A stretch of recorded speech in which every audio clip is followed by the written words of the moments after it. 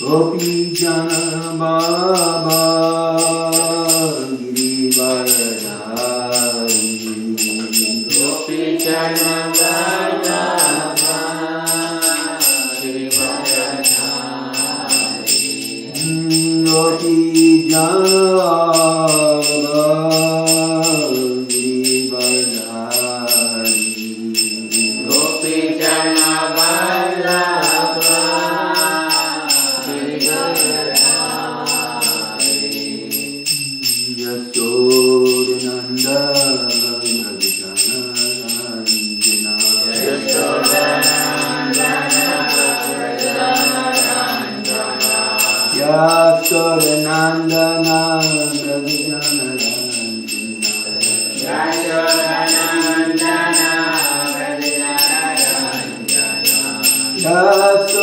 Nandana Rajajanarandana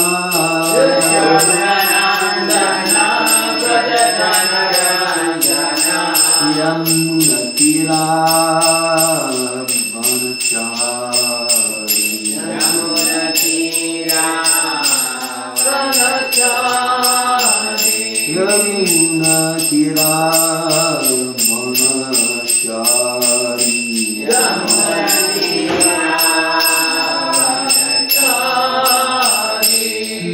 Jaya Radha Madhava Kunja Bihari Jaya Radha Madhava Kunja Bihari Jaya Radha Madhava Kunja Bihari Jaya Radha Madhava Kunja Bihari Jai Kunja Bihari Jai Kunja Bihari Jai Kunja Bihari Jaya Kunja Bihari Jaya Radha Madhava Radha Madhava Radhe Jaya Radha Madhava Radha Madhava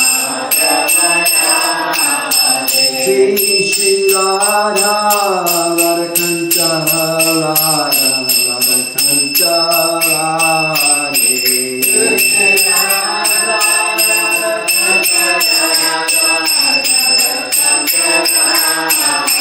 Jaya Goranita Shri Goranita Jaya Goranita Jaya Goranita Jaya Goranita Jaya Goranita Jaya Goranita Jaya Goranita Jaya Goranita Jaya Goranita Shri Goranita Jaya Goranita Jaya Goranita Jaya Goranita Jaya Goranita Jaya Goranita Jaya Prabhupada Shiva Prabhupada Jaya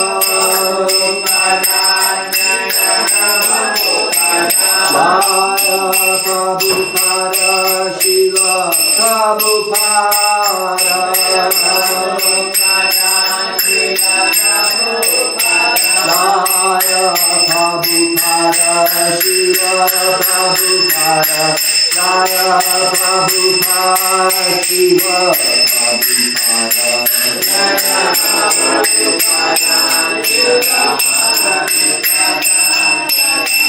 Prabhupada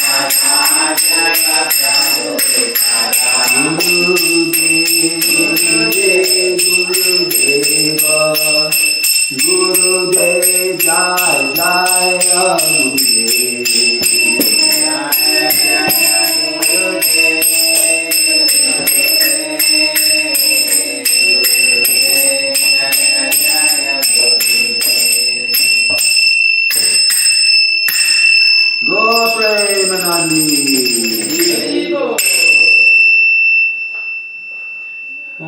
Namo Bhagavate Vasudevaya. Om Namo Bhagavate Vasudevaya. Om Namo Bhagavate Vasudevaya. Om Namo Bhagavate Vasudevaya. Om Namo Bhagavate Vasudevaya.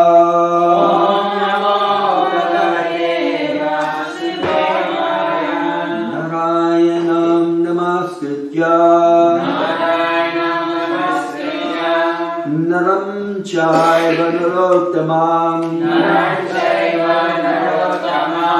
Devim saraswatim vyasam Tato jayam mudiraye Nasta praeshu abhadresu Nityam Bhagavatam Sevaya. Nityam Bhagavatam Sevaya. Bhagavati Uttama Sloke. Bhagavati Uttama Sloke. Bhaktir Bhagavati Naistaki. Bhaktir Bhagavati Naistaki. Before reciting Srimad Bhagavatam, which is the very means of conquest, we first offer respectful obeisances unto the personality of Godhead, Lord Narayan, unto Narayan Rishi, the supermost human being, Mother Saraswati, the goddess of learning, and Srila Vyasa Dev, the author, by regular attendance in classes on the Bhagavatam, by rendering service to the pure devotee, all that is troublesome within the heart becomes destroyed to practically nil, and thus loving service unto the glorious Lord, who is praised with transcendental hymns, becomes established as an irrevocable fact. Srimad Bhagavatam, Canto 2, Chapter 5, The Cause of All Causes, is, which one's on the board? 30 or 31? 31. Text number 31. Tajasat Tu Vikorbanad Tajasat Tu Vikorbanad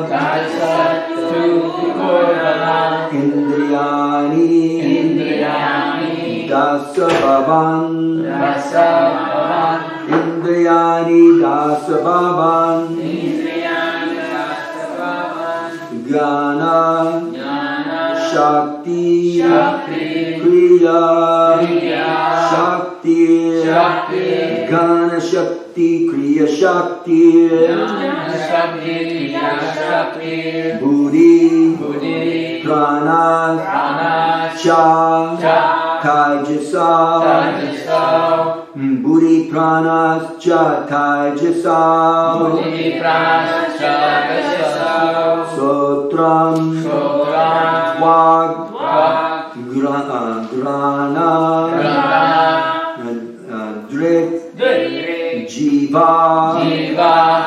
Sotram Vag Grana Drik Jiva Sotram Twak Grana Drik Jiva Vag Dor Medrangri Payavaha Vagdur Medragni Vagdur Med let's see Vagdur Medrangri Payavaha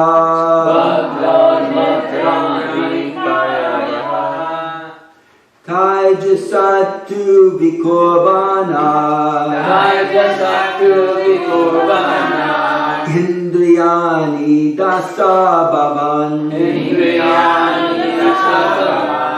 Gana Shakti Kriya Shakti Buddhi Pranascha Taijaso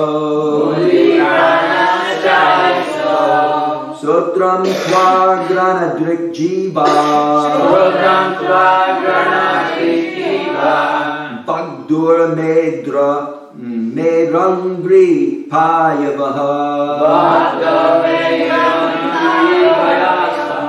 Taijasattu Vikorvana Indriyani Dasabhavan Jnana Shakti Kriya Shakti Buddhi Pranas Chataijasa Sutram Tvagrana Drikjiva Bhagdur Merangri Payavaha Taijasattu Vikorvana Indriyani Dasabhavan Jnana Shakti Kriya Shakti Buddhi Pranas Chataijasa Sutram Tvagrana Dikjiva Bhagdur Merangri Payavaha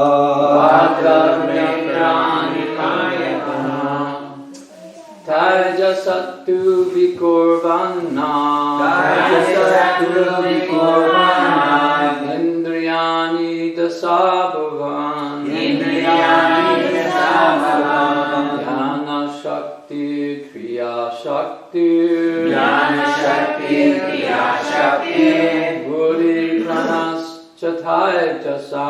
Buddhi Pranas Chataijasa Shrotram Tvagrana Drikjiva Vagridam Medrangri Payavaha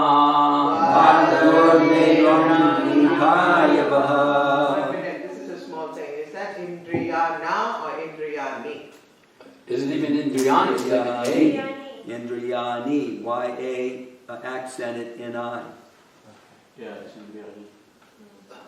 Taijasattu Vikorvana Indriyani Dasabhavan Jnana Shakti Kriya Shakti Buddhi Pranastha Jaiso Buddhi Pranas Chataijasa Srotram Tvagrana Drikjiva Sutram Tvagrana Drikjiva Vagdur Medrangri Payavaha Bhagdur Merangri Payavaha Taijasattu Vikorvana Indriyani Dasabhavan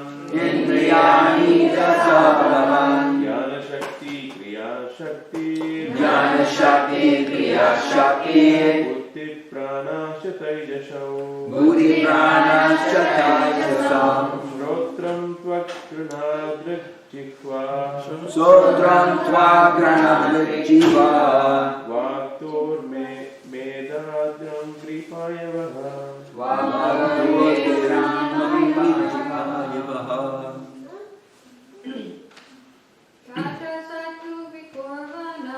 Taijasattu Vikorvana Indriyani Dasabhavan Jnana Shakti Kriya Shakti Buddhi Pranas Chataijasa Shrotram Tvagrana Drikjiva Bhagdur Merangri Payavaha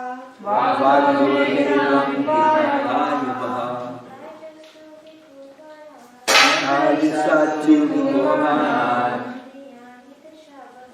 Indriyani Dasabhavan Jnana Shakti Kriya Shakti pranashchatajasa. Shotram tvagranadrijiva. Bhagavatam vipayavaha. Tajasatu vikurvana. Tajasatu vikurvana. Indriyani dasabhavan. Indriyani dasabhavan. Jnana shakti kriya shakti. Jnana shakti kriya shakti. Buddhi pranashchaitajaso. Buddhi pranashchaitajaso. Shotram tvagranadrijiva. Shotram tvagranadrijiva. Vagdor nedran vipayavaha. Vagdor nedran vipayavaha. Taijata sattu vikurvana. Tajasatu vikurvana. Indriyani dashabhavan. Indriyani dasabhavan. Jnana shakti kriya shakti. Jnana shakti kriya shakti. Buddhi pranastataijasa. Buddhi pranashchatajasa. Shotram tvagranadrijiva. Shotram tvagranadrijiva. Vagdor medhan vipayavaha. Vagdor nedram vipayavaha. Anyone else? Okay, word for word. Tajasad. By the passionate egoism. To. But. Vikurvanad. Transformation of. Indriyani. The senses. Dasa. 10. Abhavan. Generated. Jnana Shakti. The 5 senses. For acquiring knowledge. Kriya Shakti. The 5 senses of activity. Buddhi. Intelligence. Pranaha. The living energy. Cha. Also. Taijasa. All products of the mode of passion. Shotram. The sense of hearing. Twat. The sense of touching. Grana. The sense of smelling. Drik. The sense of seeing. Jivaha. The sense of tasting. Vak. The sense for speaking. Doha. The sense for handling. Medra. The genital. Angri. The legs. Payavaha. The sense for evacuating. Srila Prabhupada's translation. By further transformations of the mode of passion, the sense organs like the ear, skin, nose, eyes, tongue, mouth, hands, genitals, legs, and the outlets for evacuating, together with intelligence and living energy, are all generated. Please repeat. By further transformation of the mode of passion, the sense organs like the ear, skin, nose, eye, tongue, mouth, hands, genitals, legs, and the outlets for evacuating, together with intelligence and living energy, are all generated. Srila Prabhupada's divine purport. The living condition in material existence depends more or less on one's intelligence and powerful living energy. The living condition and material existence depends more or less on one's intelligence and powerful living energy. Intelligence to counteract the hard struggle for existence is assisted by the senses for acquiring knowledge. And the living energy maintains himself by manipulating the active organs like the hands and legs. I'll repeat that sentence too. Intelligence to counteract the hard struggle for existence is assisted by the senses for acquiring knowledge. The living energy maintains himself by manipulating the active organs like the hands and legs. But on the whole, the struggle for existence is an exertion of the mode of passion. Therefore, all the sense organs headed by intelligence and the living energy, prana, are different products and byproducts of the second mode of nature, called passion. This mode of passion, however, is the product of the air element, is described before. Om Aganati Milanda Shagananjana Shalakaya Kakshum Militam Yena Tasmai Shri Gurave Namaha Shri Chaitanya Manobhistam Kapitam Jena Bhutale Swayam Rupa Kadamayam Dadati Swapadantikam Hey Krishna Karna Sindho Dinabandho Jagapate Gopesa Gopika Kanta Radhakanta Namostite Tata Kanchana Gurangi Radhe Vindamini Swari Vishabhanu Siti Devi Pranamami Hari Priye. Srila Prabhupada Ki Jai. So here we are in this passionate world, and the means to uplift ourselves isn't to neglect it or to simply renounce everything, including our senses and mind, like many jnanis or serious thinkers do, or yogis, people who are trying to control the senses. They just try to stop everything. This is all due, Prabhupada says, to a poor fund of knowledge, unfortunately. Poor fund of knowledge.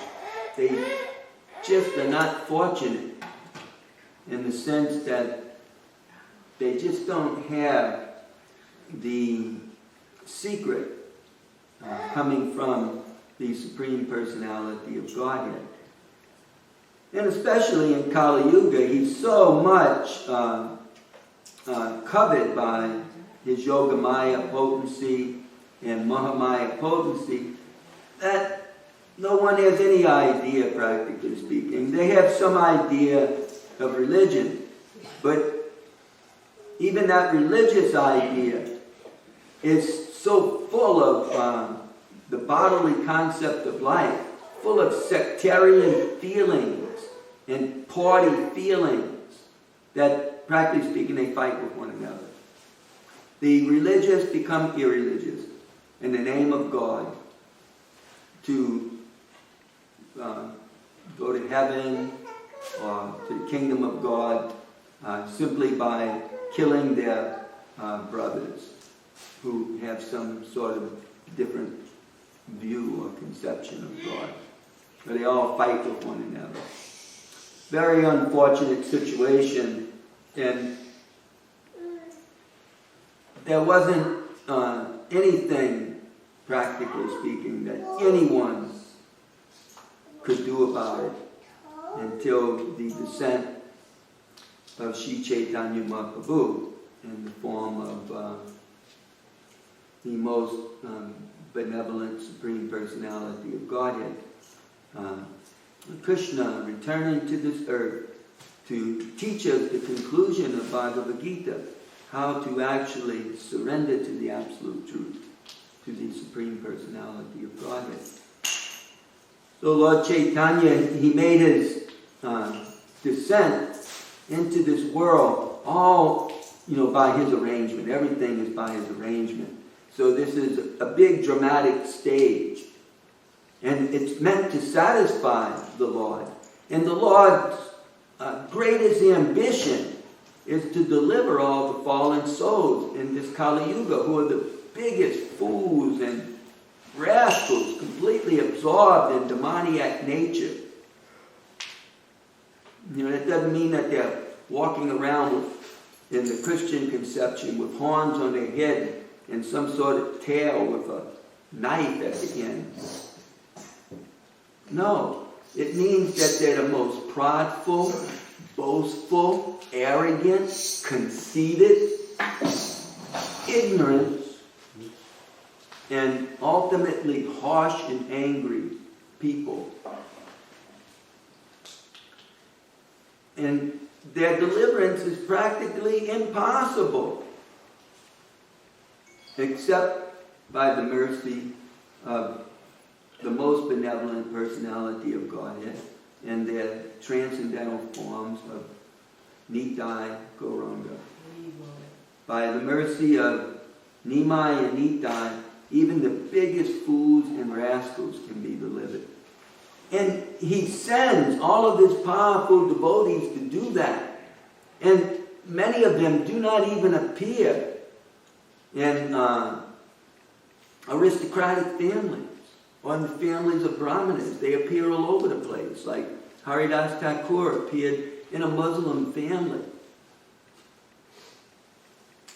They appear everywhere for the deliverance of the world. And they become imbued with this Shakti to help people to transcend these modes of material nature and to become absorbed in Krishna consciousness. This is the great power of the Lord. He's been doing it since his advent, since he descended. He arranged that everybody would be chanting the holy name simply out of a desire for auspiciousness and to counteract inauspiciousness. In this material world, there's constantly inauspiciousness. But sometimes the inauspiciousness is so great that people assemble together and they even chant the holy name of God, something that they generally completely ignore. It's never serious enough for them to actually do that. Certainly there's some religious folks and pious people that do that, but the mass of people generally don't, until something so bad happens that they all, give it a try. And so that's what happened when Lord Chaitanya was descending. There was, an eclipse, and Ragu was devouring the moon, and so all the people went to the Ganga, which they understood to be, most purifying. And they all chanted the holy name of Hari. Generally speaking, at that time, things were so bad in Navadvip, which was a citadel of learning. But unfortunately, it was learning Vedanta without any conception of devotional service to the Supreme Personality of Godhead. They didn't have a clue to satisfy his senses. It was all about satisfying their senses for liberation, while enjoying karmakanda activities on the earth.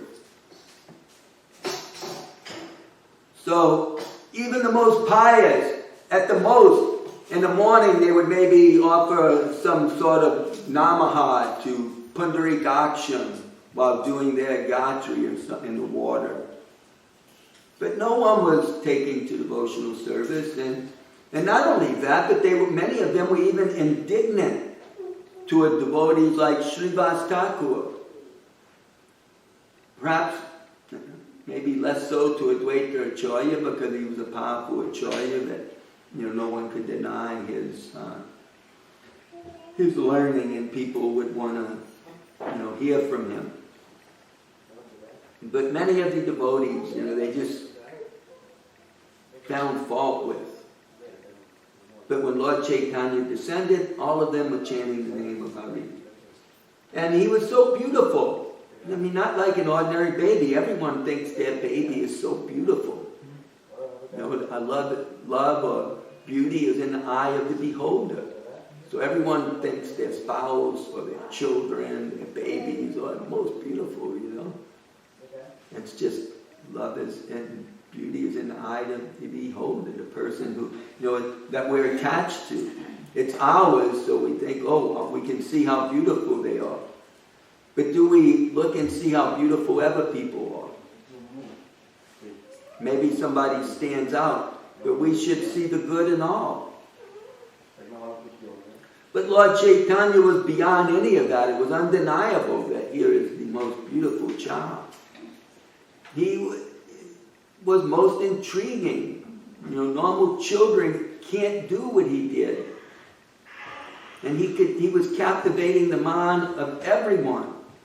And they would go there, and he would put on this exhibition of crying and being upset, and not until they would chant the name of Hari would he calm down.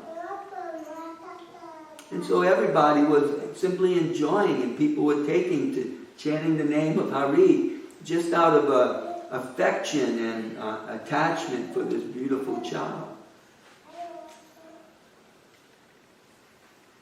But as he grew up and followed the course of human life, went to school, then, it all he became consumed with the mood of learning, becoming a pandit and teaching the Veda, beginning with Sanskrit and Sanskrit grammar.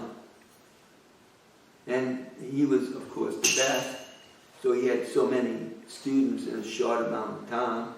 And soon all the big pandits were terrified of him,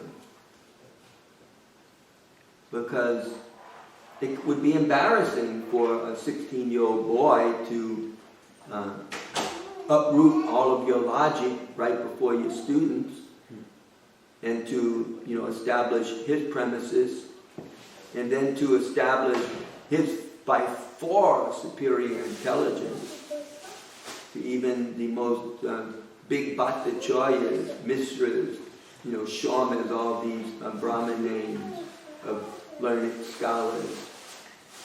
But here he is, the son of Jagannath Mishra, the best of all of them. But the devotees were still lamentful, because no one was performing devotional service. Even when Nimai Pandit got married, it was a huge wedding. And, everybody thought that it was Shiva and Parvati, or maybe Lakshmi and Narayana, Rati and Cupid. They were so beautiful. Men would lament, why couldn't I have married my daughter to someone like him? And all the ladies were thinking, what sort of pious activities this lady must have performed to attain such a husband. He just looked so sharp and great, outstanding amongst his fellow men.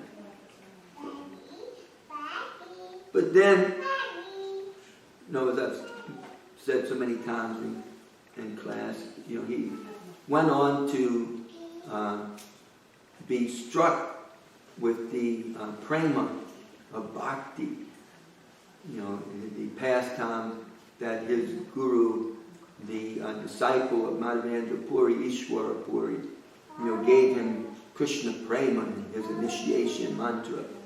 But in reality, Lord Chaitanya was initiating Ishwara Puri. But still, it's a pastime. And the Lord came back to Navadvip, a pure devotee, enjoying all those persons that were being found fault with by the vast majority of learned scholars in Navadvip, Srivas Thakur, and all those devotees who simply chant the holy names. And his Sankirtan movement expanded and expanded, taking in more and more people. And Lord Chaitanya, even in Jagannath Puri, where the biggest religious festival of all takes place, he was publicly exhibiting the greatest ecstatic love for God, to the extent that the devotees would have to surround him so that the masses just wouldn't press in. And then there would be one circle and another circle of devotees, his devotees from Navadvip and all of the devotees from Nilachala. And then all of the king's men surrounding them, just so the masses of people couldn't just rush in and overwhelm Lord Chaitanya's ecstasy and dancing and love. The king became most fortunate, the king of the whole state, the kingdom of Orissa. And he was always practically at war with the king of Bengal, a Muslim king. So the king was there witnessing it all. And, his minister who, would, protect him, the king could remain in a sober state of mind without becoming angry. He had other people to deal with the things that would cause some upsetment or anger. So Srivas Thakur was standing there watching Lord Chaitanya in one of the circles, but he was in front of the king. So the king's minister, Hari Chandan, pushed him. Move out of the way. You're in the king's way. Move out of the way. You're in the king's way. Move out of the way. Kept pushing on him. Finally, Srivas Thakur turned around and slapped him. Why are you pushing me? And of course, Hari Chandan became angry. But the king told him, "Oh, you are so fortunate. Even I have not been touched by Srivas Thakur." So, this is the secret. That instead of gratifying our senses, as the jnanis and yogis so well know, we shouldn't gratify our senses because they're simply sources of bondage. Just like when we say the Prasadam prayer in English. They are paths leading to death. Don't they? Where's our hands and eyes and even our mind? Where is it going to ultimately lead us to? But to the funeral pyre. So, the secret is not to gratify these senses, as the jnanis and yogis so well know, but as they don't know. The secret is to gratify the transcendental Lord's transcendental senses. So that means gratifying the senses of the Lord. And this the devotees of Sri Chaitanya Mahaprabhu knew so well. Even though he played like a devotee, they knew he was the Lord. And they all wanted to gratify him. They would give up everything for him. Like Govinda was a disciple of Madhavendra Puri. But he became the personal servant of Lord Chaitanya. Swarup Damodar was like Lord Chaitanya's second senses. He served the Lord all the time by completely understanding Lord Chaitanya's mind and what was going on in that mind at that particular moment, and then giving him feedback in the form of devotional song and verse, so that Lord Chaitanya's ecstasy would know no bounds or limitations. So all the devotees, they knew that the essence was to please the Lord.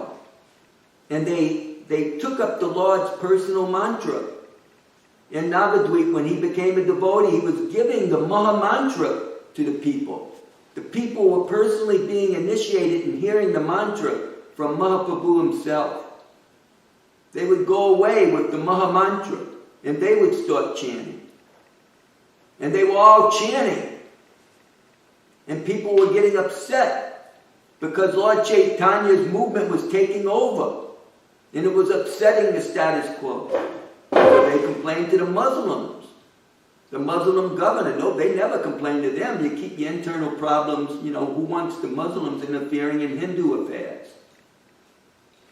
But the big exalted Chakravartis decided, we'll go to the Muslim governor to put an end to this upstart movement. And so that's when they started stopping the Sankirtan movement. Breaking Mridangas, persecuting devotees. And, Lord Chaitanya, he went to the streets and overturned the whole thing. Chanting and dancing. And so this is how Lord Chaitanya taught us to please the Lord. What can we do in such a world? Other than chant Hare Krishna, practically speaking, and try to be a good devotee, not too attached to always gratifying our senses, but instead, learning to take some pleasure in gratifying the Lord's senses, primarily by chanting the Maha Mantra. But despite all this chanting, still Srila Prabhupada, he wanted us to make sure things were properly organized. We have to organize even for the chanting. And we have to have intelligence, as we learned in this verse right here. Intelligence is to counteract the hard struggle for existence. So the karmis, they use their intelligence to get money, to get wealth, so that they can counteract material existence. Or they use it to, establish some base. People who want to be, self-sufficient, they use their intelligence, not necessarily to get money. They get money, they utilize money, but they make themselves in a way that they're off the grid. They're not dependent on industrial, technological civilization. They're completely self-sufficient. They've utilized their intelligence. Now they can sit back and do whatever they want without, having a big footprint in the world of global warming, as many would say. So one person's using his intelligence to somehow ever strategically situate themselves in this world, and another's doing it in a different way. But they're all utilizing their intelligence for some solid position in this world. But ultimately, that solidity evaporates. They grow old, and then what are they going to do? All the health care in the world can't do anything when a person gets Alzheimer's. What happened to Ronald Reagan? He had as much medical facility as he needed, as he wanted, as he desired, as his family wanted to give him. But still in the end, he had to live in darkness. So it all simply collapses. So who's utilizing their intelligence the right way? The devotees or the karmis? The devotees utilize their intelligence to please the senses of the Lord. And when the Lord becomes pleased, then despite what our material predicament may be, we can only be assured of one thing. And that is that the Lord will not forget us. because somehow or other we were able to gratify him even a little bit. And if one does that, then, Krishna will not let us down. That's his statement in the Bhagavad Gita. That he will always protect whatever his devotees have. Krishna will protect us. The famous verse that Prabhupada always quoted. Do not fear, ma suchaha. I will protect you from all sinful reactions. Just surrender unto me. That's what had become forgotten, and that is what Lord Chaitanya taught. How to surrender to Krishna. Who was serving Krishna? They all go out and they do so many things. Even the yogis. But the devotees, here we are, situated on some property, and what do? We simply worship his murti. What do? We protect cows. Who protects cows? They protect dogs and cats and all sorts of pets. No one protects cows. Not in this part of the world. It's a religious thing in India. Some of the protection is wonderful. Other protection is just keeping them in some cement stall. Other protection is you let them go when they become useless. You just put them on the street. You don't worry about them anymore. You didn't kill them. You didn't send them to market. You just let them go out to eat plastic bags and root through the garbage. So, who protects cows? Who goes through that difficulty? Only devotees do such things. It would be completely uneconomically wise to do such things. Who would take the trouble to put in hundreds of man-hours simply to serve a murti that most people have no faith in? In this part of the world, at least. And then to protect cows. To spend money to make sure they eat good in the winter. And it's always costing you money unless, you know how to make some products and commercialize it. But even, that is difficult. The main product, milk, is very hard to commercialize. Because supply and demand. There's a lot of demand, but there's a lot of cheap supply.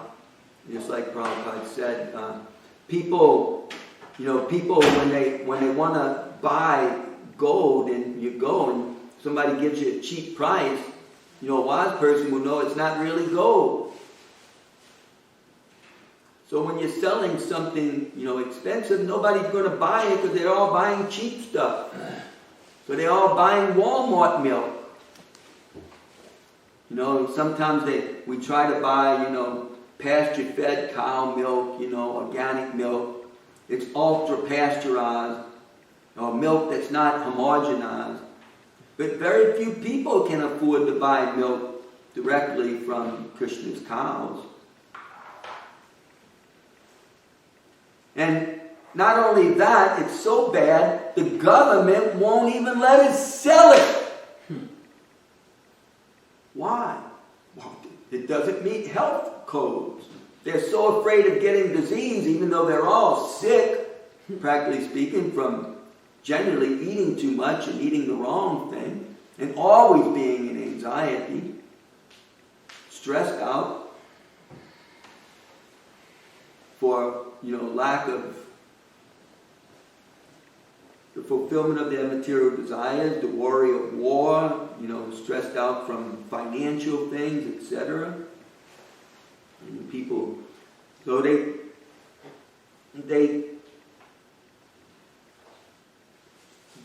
claim that, by milking by hand, that's unsanitary. There's germs coming there. So, they have a commercial milk thing, means you have to follow USDA rules and regulations, health regulations. And it requires several $100,000 investment to just get the machinery. In an age of machinery, everything is by machinery. Even milking the cows by machinery. Everything's machine, machine, machine. As Prabhupada was saying in the previous verse, what is all this machine stuff? Why can't people live simple? Why can't we just learn to tolerate the elements? And get whatever food we need by going through trouble of growing it, and and milking cows and taking care of them. We may not like the scent sometimes. I mean, when Rohita was here, he always smelled like cows. Because he was with them so much. He may not have washed his clothes as much as others, but he certainly did that. So, who wants to live simple? No one wants to live simple because, there's the opportunity for gaining wealth, the opportunity for building a bigger house, an opportunity for going to the best of hospitals. You can do so much as though, when we're blessed with wealth. But, who's blessed with vairagya? Spiritual strength to simply fix the mind on Krishna, to not need so many material things to be happy. And even more rare is to speak about raising a family like that, because that becomes even more difficult. Because not everyone's in harmony to live in such a way. And then, is that how we're going to educate our children? That means they can't compete in the karmi world. Unless they're going to karmi schools to get that type of education. Or perhaps, at least in the Western world, you can educate them, but then they go off to college. Maybe they'll be successful like that devotee from Idaho, who was, graduated from college when he was 14 and then got a PhD from Oxford like around 18 and 19. But he's a professor of theology, of, religious studies, studies in Hinduism, etc. There's only so many jobs like that. It's not that, thousands and thousands and thousands of people with PhDs in religious studies are all going to find a chair at some university. That's what happened in Saudi Arabia. They all get these big theological degrees, and there's only so many imams, then they don't want to do other jobs. So therefore they have to bring, people from India and Bangladesh and Indonesia to do all their work, while all the big scholars go off to become like Saddam bin Laden, some sort of revolutionary, jihadist.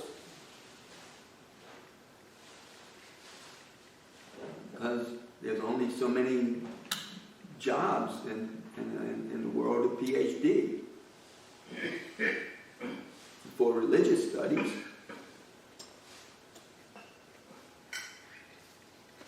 So anyhow, it's way past time. I didn't think it was that late. I'm sorry. Anyway, the big secret is to satisfy the Lord's senses, and that can be easier said than done. It certainly is easier said than done, but it can be, I meant to say it can be even easier done than said. That's how merciful the Lord is, that everybody can easily gratify his senses. The Lord is not partisan, so to speak.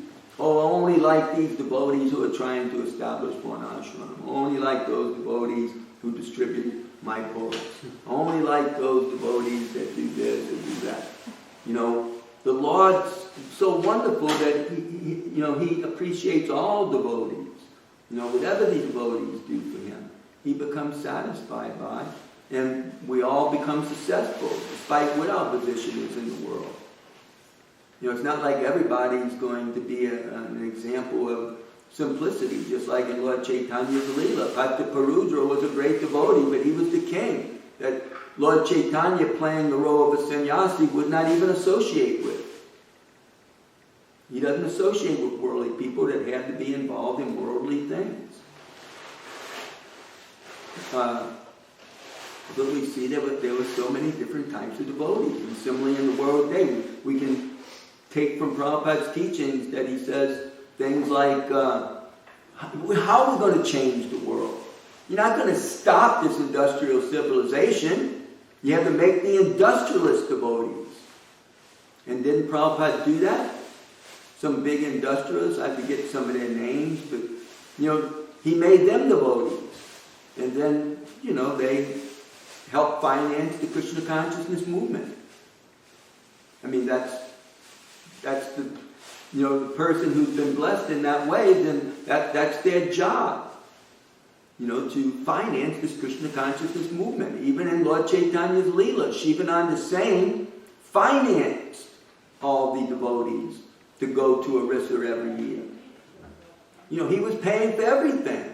He paid for their food, he paid for the tolls to go through the tax collectors, he paid for their housing where they would stop, he paid for everything. Because he had the means to do so. And that way he gratified the senses of the Lord. So we all have this opportunity. Even the most common, simple person. We can cook for the Lord and please his senses. And we may not even be cooking in a big temple. We can cook, and it's our love and devotion to offer that to Krishna. That pleases him. So what is the difficulty? Even the simple thing of chanting the mantra, one only has to learn one mantra. One doesn't even have to become a Sanskritist. One simply has to learn one mantra. Maybe it's just an ordinary fool, But he can somehow ever learn those 3 words, and after maybe a year of practice, and even say them in the right order. I mean, we have some people like that in New Orleans. Anybody ever seen Guru Chand? I mean, Guru Chand looks like a typical New Orleans homeless person. But somehow ever he loves Guru Chandra. He's not even initiated. He just takes that name. And everybody calls him that. That black man that Yeah. wants to help, Everyone can please the Lord.